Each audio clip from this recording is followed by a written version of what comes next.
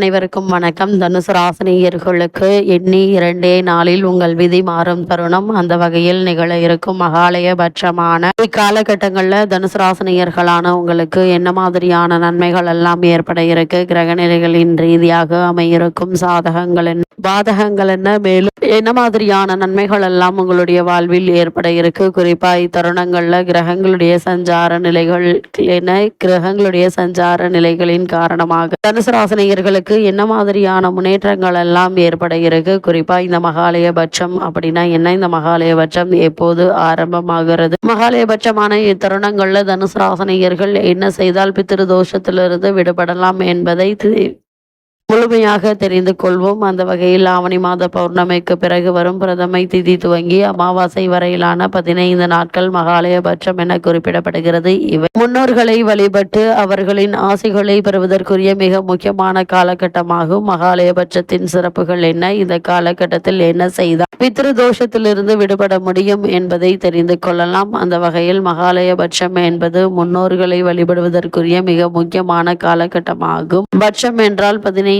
நாட்கள் கொண்ட கால அளவு ஆகும். அதாவது பிரதமை திதி துவங்கி அமாவாசை வரையிலான 15 நாட்கள் குறிப்பதாகும். பட்சம் என்ற சொல்லுக்கு கூட்டமாக வருதல் அல்லது ஒன்று சேர்ந்து வருதல் என்று பொருளும் உண்டு. அதாவது இந்த காலகட்டத்தில் தான் பித்ருலோகத்தில் இருக்கும் நம்முடைய முன்னோர்கள் பித்ருலோகத்திலிருந்து பூமிக்கு வருவதாக ஐதீகம். மகாலயபட்சத்தின் 15 நாட்களும் முன்னோர்களுக்கு திதி தர்ப்பணம் சிரார்த்தம் செய்து வழிபடுவதற்கு முன்னோரின் பெயரால் தானம் செய்து வழிபடுவதற்கு ஏற்ற சிறப்பான காலமாக நம்பப்படுகிறது. வழக்கமாக அமாவாசைகளில் நாம்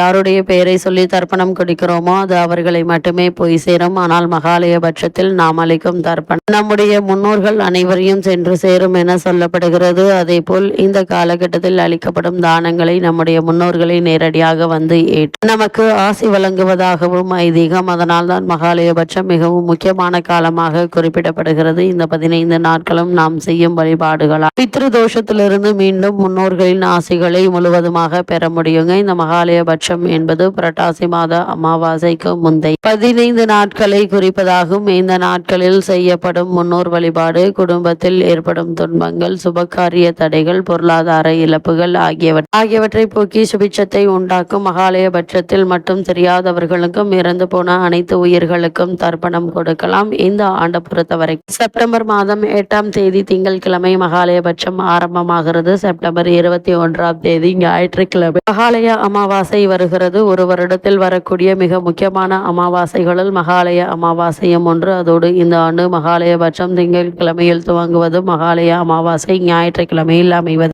மிகவும் விசேஷமானதாகும். திங்கட்கிழமை என்பது சந்திரனுக்குரிய நாள். சந்திரன் தாய்வழி உறவுக்கான கிரகமாகும். அதே போல் ஞாயிற்றுக்கிழமை அதிபதியான சூரியன் தந்தை வழி உறவுகளுக்கு காரணமாக கிரகமாவார். இதனால் இந்த ஆண்டு மகாலயபட்சத்தில் விரதமிருந்து முன்னோர்களை வழிபடுவது, முன்னோர்களுக்குரிய தர்ப்பணம் போன்றவற்றை கொடுப்பதும் மற்றும் தாய் மற்றும் தந்தை வழி முன்னோர்களால் ஏற்பட்ட சாபங்கள், தோஷங்கள் ஆகியவற்றை நீக்க உதவுங்க. மகாலயபட்ச காலத்தில் பசுமாட்டிற்கு அகத்திக்கீரை கொடுப்பது, நாய்கள், காகங்கள் ஆகியவற்றிற்கு உணவளிப்பது, ஏழைகளுக்கு, வயதில் முதியவர்களுக்கு உணவளித்து பராமரிப்பது, அவர்களுக்கு தேவையான உதவிகளை செய்வது ஆகியவை மிகப்பெரிய புண்ணியத்தை சேர்க்கும். மகாலயபட்சத்தின் 15 நாட்களுமே முன்னோர்களுக்கு தர்ப்பணம் அளிக்கலாம். ஒரு வருடத்தில் கொடுக்க வேண்டிய 96 தர்ப்பணங்களில் மகாலயபட்சத்தின் 15 நாட்களும் கொடுக்கும் தர்ப்பணமும் அடங்கும். தை மற்றும் ஆடி மாத அமாவாசைகளை போல் புரட்டாசி மாதத்தில் வரும் மகாலய அமாவாசையிலும் அதற்கு முந்தைய 15 நாட்களும் முன்னோர்களுக்காக வீட்டில் தினமும் விளக்கேற்றி வைத்து வழிபடுவது எண்ணற்ற நன்மைகளை உங்களுடைய வாழ்வில் ஏற்படுத்தும். தெய்வங்கள் வழிபடுவது போலவே குறிப்பிட்ட காலத்தில் முன்னோர்கள் வழிபாடுகள், திதி, காரியம் போன்றவை செய்வதற்காக ஒதுக்கப்பட்டுள்ளது. தெய்வர்கள் இரவு காலமான தட்சியானிய புண்ணிய காலத்தில் பூமியை காக்க பித்ருலோகத்திலிருந்து முன்னோர்கள் பூமிக்கு வந்து மனிதர்களை காப்பார்கள் என்பது ஐதீகம். ஆடி மாதம் துவங்கி மார்கழி மாதம் முடியும் இந்த காலத்தில் புரட்டாசி மாத அமாவாசைக்கு முந்தைய 15 நாட்கள் மகாலயபட்சம் என்ற பித்ரு பித்ரு காரியம் செய்ய ஏற்ற நாளாகும். புரட்டாசி மாதத்தில் பௌர்ணமிக்கு அடுத்த நாள் தொடங்கி அமாவாசை வரை நீடிக்கும் இந்த காலத்தில் நம் முன்னோர்கள் பித்ருலோகத்திலிருந்து பூமிக்கு வந்து நம்முடன் இருப்பதாக நம்பப்படுகிறது. அதே போல இறந்தவர்களுக்கான காரியம் தவசம் செய்ய என்ன திதியில் இறந்தார்கள் என்று பார்ப்பதுண்டு. அந்த வகையில் மகாலயபட்சத்தின் 15 நாட்களும் ஒவ்வொரு நாளுக்கு ஒவ்வொரு திதி என்ற வகையில் 15 திதிகள் கொடுக்கவோ தவறவிட்டு முன்னோர் காரியம் செய்யவோ ஏற்ற நாளாகும். இதுவே பித்ரு தோஷம் பித்ரு பட்சம் அல்லது மகாலயபட்சம் என்று அழைக்கப்படுகிறது. பித்ருக்களுக்கு ஏன் திதி கொடுக்க வேண்டும் என்று பார்க்கும்போது முன்னோர்களின் ஆன்மா சாந்தி அடைய இந்த நாட்களில் திதி கொடுப்பதன் மூலம் இறந்தவர்களின் ஆன்மா சாந்தி அடையும் என்பது நம்பிக்கை. அதே போல் பித்ரு தோஷம் நீங்க உங்களுடைய குடும்பத்தில் இறந்தவர்களுக்கு சரியான திதி கொடுக்க முடியாமல் அல்லது தவறவிட்டிருந்தால் பித்ருதோஷம் ஏற்படலாம். மகாலயபட்ச நாட்களில் திதி கொடுப்பதன் மூலம் இந்த தோஷத்திலிருந்து உங்களால் விடுபட முடியும். அதே போல் பண்டைய வழக்கப்படி சிவபெருமான், ஸ்ரீராமர், ஸ்ரீ கிருஷ்ணர் போன்றோரும் மகாலய நாட்களில் பித்ரு வழிபாடு செய்ததாக புராணங்கள் கூறுகின்றன. இந்த மகாலயபட்ச நாட்கள் என்ன செய்ய வேண்டும் என்று பார்க்கும்போது இந்த 15 நாட்களும் முன்னோர்களின் ஆன்மா சாந்தி அடையவும் பித்ரு தோஷம் நீங்கவும் பல்வேறு செயல்கள் செய்யலாம். அதாவது தர்ப்பணம் அல்லது திதி கொடுக்கலாம். அதாவது இந்த நாட்களில் குடும்பத்தில் இறந்தவர்களின் திதி வரும் அல்லது ஏதேனும் ஒரு நாளில் அவர்களுக்கு தர்ப்பணம் செய்ய வேண்டும். பிண்டம் வைத்து அல்லது எள்ளும் நீரும் இறைத்து தர்ப்பணம் செய்யலாம். நீர்நிலைகள், ஆற்றங்கரைகள் அல்லது கடற்கரைகளில் திதி கொடுப்பது மிகவும் சிறப்பானதாக கருதப்படுகிறது. அதேபோல் தானம் செய்தல் மகாலயபட்ச நாட்களில் தானம் செய்வது மிகவும் புண்ணியமானதாக குறிப்பிடப்படுகிறது. குறிப்பாக பசுகளுக்கு உணவளிப்பது அல்லது நன்கொடை அளிப்பது பித்திருக்கடன்களை தீர்க்கும் என்று நம்பப்படுகிறது. கால்நடைகளுக்கு உணவளிப்பது இந்த நாட்களில் செய்ய வேண்டிய ஒரு முக்கிய காரியமாகும். அதாவது இந்த மகாலயபட்சமான செப்டம்பர் 9, 2025 தேதியான இன்றைய நாளில் நீங்கள் தவிர்க்க வேண்டியவை என்ன என்று பார்க்கும்போது மகாலயபட்ச காலத்தில் வீண் பேச்சுக்கள், தேவையற்ற சண்டைகள் மற்றும் முடிவெட்டுதல் போன்ற செயல்களை தவிர்க்க வேண்டும். மேலும் நேர் நிறைந்த காய்கறிகள், குறிப்பாக பாகற்காய் மற்றும் சாதம் ஆகியவற்றை உண்ணக்கூடாது. தூய்மையை கடைபிடித்து சைவ உணவுகளை உட்கொண்டு இறை வழிபாட்டில் ஈடுபடும் நல்லது. இது முன்னோர்களின் அருளை பெற்றுத்தரும். குறிப்பாக இத்தருணங்களில் தனுசு ராசினியர்களான நீங்கள் தவிர்க்க வேண்டியவை என்ன என்று பார்க்கும்போது தேவையற்ற பேச்சுக்கள் மற்றும் வீண் சண்டைகளை தவிர்க்க வேண்டும். மகாலயபட்ச காலத்தில் முடி வெட்டுவது தவிர்க்கப்பட வேண்டும். நிறைந்த காய்கறிகளை உண்ணக்கூடாது. பாகற்காயை தவிர்ப்பது அவசியம்.